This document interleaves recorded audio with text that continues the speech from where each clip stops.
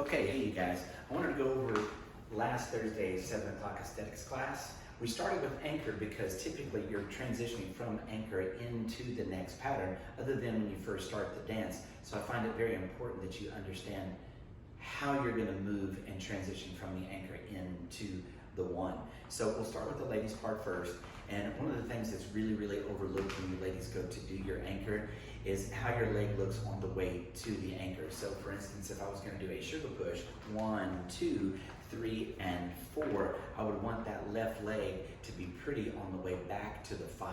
So as I step backwards on the 4, I'm going to think about how I want that leg to look. We talked about 3 leg lines. You can see that my thigh goes slightly inward, my shin is slightly outside of that, and my toe is still slightly turned out.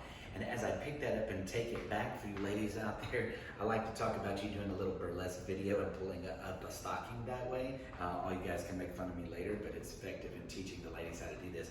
So as you ladies get to the 4, make that leg attractive. Oftentimes, you'll just take it back and you're like, look, I put my foot in anchor position, but it wasn't really attractive getting there. So go ahead and develop that leg, make it pretty on the way back there and put it where you want.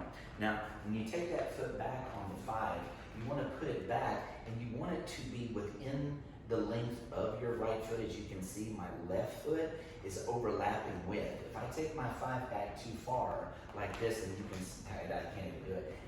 If I take my 5 back too far and you can see space here between my feet, it's going to cause your ankle step to rock back and forth, and it makes your 1 difficult to make attractive and to move past it.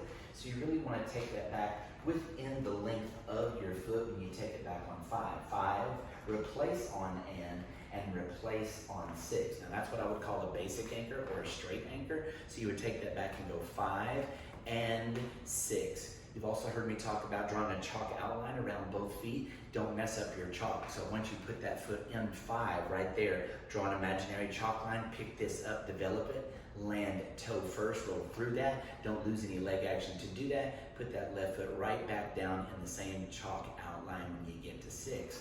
Don't sacrifice any leg action to do this. And remember that stationary steps happen with you touching the ground with your big toe first. We're going to find some toe pressure with the big toe first, and then second toe, and then first toe ball, second toe ball, roll into the heel of the foot. On the 5, because it's a half a beat of music, you want the heel to kiss. Oftentimes ladies will leave the heel slightly elevated on that, gives you a little bit of a rise, and it keeps you from settling your spine over the back foot, which is where you want it to go on the 5.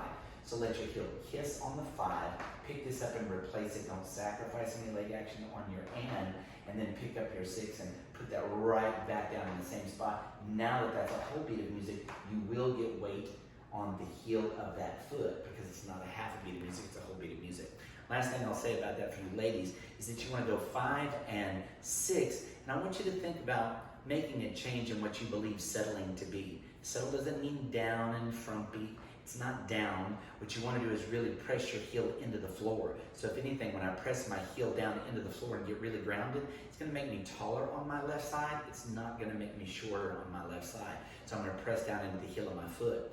Also, your feet are on a diagonal here. When you anchor, your left foot is back, so it turns your belly button or your center over here to the diagonal about 45 degrees, which maintains that same amount, about 17 to 20 degrees of turnout. Remembering that the turnout of your feet is relative to your center, not line of dance. So as I take this back, the 4, you can see that my right foot is slightly pointed this way. And as I take this back, when I take weight off of this foot, it's going to straighten it up a little bit. Otherwise, I would maintain too much turnout with that foot. Now, a lot of you think settle meaning backwards, but your base is diagonal, and now you're pushing your booty backwards across that line, and it makes you uncomfortable when you do your anchor at the end. Instead, you want to make sure that you're going 5 and 6 and letting your hips settle over there, over your left foot. So my spine is now more over my left foot when that's over. I talk about this being like a sign language K, so you can see that my body is this way, and my legs are slightly this way. From there, your feet might be a little farther apart. As you go to walk out, you'll just barely close the space between your thighs when you go to walk out, and walk out on your 1. When you walk out on that 1, you want to make sure that you keep your right foot on your right hemisphere. Don't allow your right foot to track across your center line to your left hemisphere when you walk out, just because you have that action. So you'll close your thighs and then just walk straight ahead. Now from this view, I would go 1, 2 on basic, 3 and 4. You'll place that like you want it. 5. Replace on and, leading your weight over your back foot. Step on your 6 and let your hips settle back diagonal left instead of straight backwards. So that's back diagonal left. My thighs are already pretty much together in this position, so I won't need any follow through here. Now I'll just drive from that heel and walk out on the 1. Okay, cool. I also told you ladies that most of the pro girls out there are finishing with their legs apart on purpose. So when you do your 5 and 6, there's nothing wrong with you deciding to separate your feet a little bit. Get it out of your head that your feet aren't allowed to be apart. They're apart in cha-cha, they're apart in rumba, some of the sexiest dances out there. So just realize that you're not glued to having your feet touching when you finish your anchor. If you like the look of the pro girls because they like to do this with their leg on 1, you'll never have the opportunity to do that if you always have your feet together at the end of your anchor. So you may want to just take your 6 over. You can't take your 5 apart. There's just a little bit of wet diaper and uncomfortable. So you want to take that straight back for the 5, replace on the end, now move it sideways on the 6 and let your hip settle to that foot. Now you can see there is a little bit of space between my legs, and I'll drag a little, both legs are straight, and I'll drag a little bit of sand that causes that leg to bend. Now that my thighs have closed, I don't need to make sure my ankles touch. I'll just walk out and make sure my right foot stays on my right hemisphere. Okay, moving into your walk. When you ladies go to do your walk, one of the most profound things that I've found in teaching this dance and getting the ladies to do an attractive one is for you to realize that when you're standing in anchor position, you're already 2/3 of the way through your natural stride with your right foot. Let me explain. If we were actually going to measure your natural stride, it would start from where the foot left behind you. So if I went like this, that's a step with my left foot, and then I took an additional step with my right, well, the entire leg swing would be my natural stride. Just so happens that when you start your anchor, when you start your 1 from anchor, your right foot is already 2/3 of the way through your natural stride. So in order to make this look more natural, what you want to work on is just developing the knee the way the knee would look like during that part of the stride, your natural stride, and then just developing the bottom pendulum as the bottom portion of your leg swings through. So if you really want to dress up your 1, you're going to go from here, you're going to develop your knee, which happens from your left cheek. We'll talk about that in a second. Happens from your left cheek. I like to say cheek, knee, foot. Remember that wherever your toe is on the floor, I can see this next board underneath my foot. That's where your heel is going to land. That is your natural stride. And because there is not pitch in this dance, meaning you're not going to lean forward when you walk out, you want to have your sails open and be upright, so it's more like a smooth dance than a rhythm dance. You want to make sure that on natural strides that you're taking a heel lead on your 1 and a heel lead on your 2. So if I finish my anchor there, I would go 5 and slightly sideways 6. If I want to have a little follow through, drag a little bit of sand, develop that knee as far as it'll go, and then toe becomes a heel. Toe, where my toe is, that's where my heel is going to land. I'm going to land just barely heel first and move into my 2.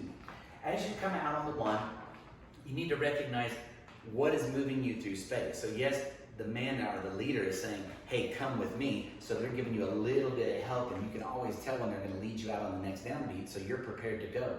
It is not a time for you to say no. What you really want to do is get on your 6 and spend as much time there as possible before you have to walk out. That's that breath that we're all talking about. But as the 1 is happening, that is not the time for you ladies to say no and stay there. It is now time for you to move out. So I would implore you ladies to land on the 6 on the snare beat. So you're finished with your anchor on that sound, 5 and 6, and you're done, and your hip settles naturally so that you can move it out, and your foot still strikes the ground on the downbeat, which is the next odd number. So when the guy goes to pull you on 1, don't say no and hunker down and take your butt backwards then. Shouldn't go backwards anyway, you should be going back diagonal.